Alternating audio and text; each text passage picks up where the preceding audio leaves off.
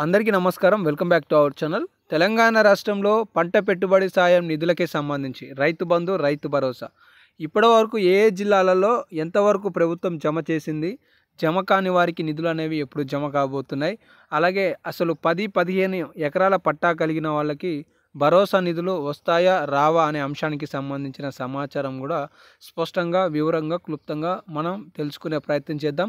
వీడియోని చివరి వరకు చూడండి. ఏమైనా డౌట్స్ ఉంటే కింద కామెంట్ సెక్షన్లో తెలియజేసే ప్రయత్నం అయితే చేయండి. ఇక లేటెస్ట్ అప్డేట్స్లోకి వెళ్ళిపోయే ముందు ఒక అంశం ఏంటి అంటే, నిన్న రాష్ట్ర ప్రభుత్వం 10,000 రూపాయల పంట నష్టపరిహారానికి సంబంధించి దాదాపుగా 51 కోట్ల రూపాయలను విడుదల చేసింది. సో మీ ఖాతాలలో ఏమైనా జమ అయ్యాయా, అలాగే మీకు సంబంధించిన వివరాలు చూసుకున్నారా లేదా అనేది చెక్ చేసుకోండి.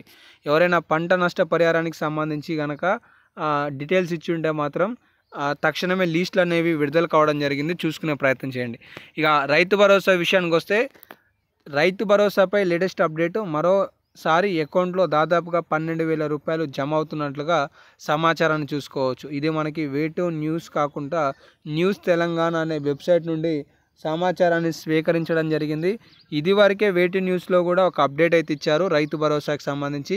ఇక్కడ చూడండి, తెలంగాణ రైతులకి శుభవార్త. రైతు భరోసా పథకం కింద 4 ఎకరాలు లేదా అంతకంటే ఎక్కువ భూమి కలిగిన రైతులకు పెట్టుబడి సాయం అందించనుంది అని చెప్పేసి తుమ్మల నాగేశ్వరరావు గారు ప్రకటనను చేశారనే సమాచారాన్ని ఇక్కడ మీరు పరిశీలన అయితే చేసుకోవచ్చు అనమాట.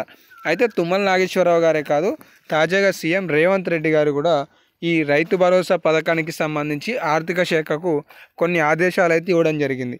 ఈ ఆదేశాలలో కొన్ని అంశాలు ఏంటివంటే, ఫస్ట్ వన్, జూన్ నెల లోపు రబీకి సంబంధించి అంటే 2024కి సంబంధించిన రైతు భరోసా ప్రక్రియ ఉంటుంది కదా, అదంతా పూర్తి చేయాలని చెప్పేసి ఆదేశాలు ఇచ్చారు.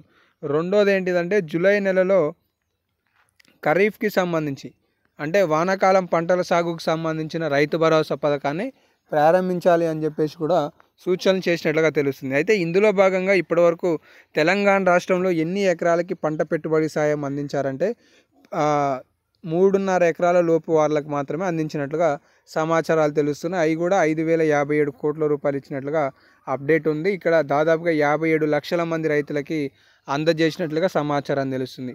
ఇంకా తెలంగాణ రాష్ట్రంలో సాగు చేసే ప్రతి ఒక్క రైతుకి భరోసా నిధులు ఇవ్వాల్సి ఉన్నది. దాదాపుగా 4,000 కోట్ల రూపాయల వరకు ఇంకా మొండి బాకీలు ఉన్నట్లుగా సమాచారం తెలుస్తుంది. ఇంకా 13 లక్షల మంది రైతులకి ఈ నిధులు అనేవి చేరాల్సి ఉన్నది అనేది లేటెస్ట్ సమాచారం అన్నమాట. అయితే విడతల వారీగా ఇప్పటివరకు ఎన్ని ఎకరాలకు ఇచ్చారు అనేది చూసుకుంటే, ఫిబ్రవరి నెలలో మనకి 3 విడతలు ఇచ్చారు.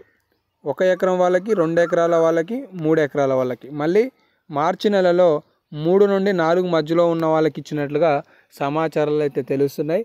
అయితే ఇప్పుడు మిగిలిన రైతులకి కూడా రాష్ట్ర ప్రభుత్వం ఈ జూలై లోపు అంటే మనకి జూన్ నెల చూసుకుంటే, జూన్ నెల 2వ తారీఖు నాడు తెలంగాణ ఆవిర్భావ దినోత్సవం అయితే ఉండబోతుంది. ఈరోజు రాజీవ్ యువ వికాస పథకాన్ని ప్రభుత్వం ప్రారంభించబోతున్నట్లు, ఆ తర్వాత 4,50,000 ఇందిరమ్మ ఇండ్లకు సంబంధించిన నిధులను కూడా ప్రభుత్వం విడుదల చేయబోతున్నట్లు సమాచారాలు అయితే కనిపిస్తున్నాయి.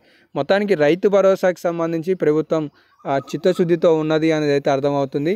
ఎందుకంటే మొన్న నిర్వహించిన ఈ సమీక్షా సమావేశంలో మరోసారి రైతు భరోసా నిధులను జమ చేయడానికి ప్రభుత్వం యోచన చేస్తున్నట్లు, ఆర్థిక శాఖకి కావాల్సిన నిధులను సర్దుబాటు చేయమని ఆదేశాలు ఇవ్వడం అనేవి రైతులకి కాస్త ఉపశమనం అయితే కల్పిస్తున్నాయి. మొత్తానికి జూన్ మొదటి వారంలో మరో విడత రైతు భరోసాకి సంబంధించిన నిధులు అనేవి రాబోతున్నాయి అనేది అయితే ఈ సందర్భంగా మీకు తెలియజేయబోతున్నాను.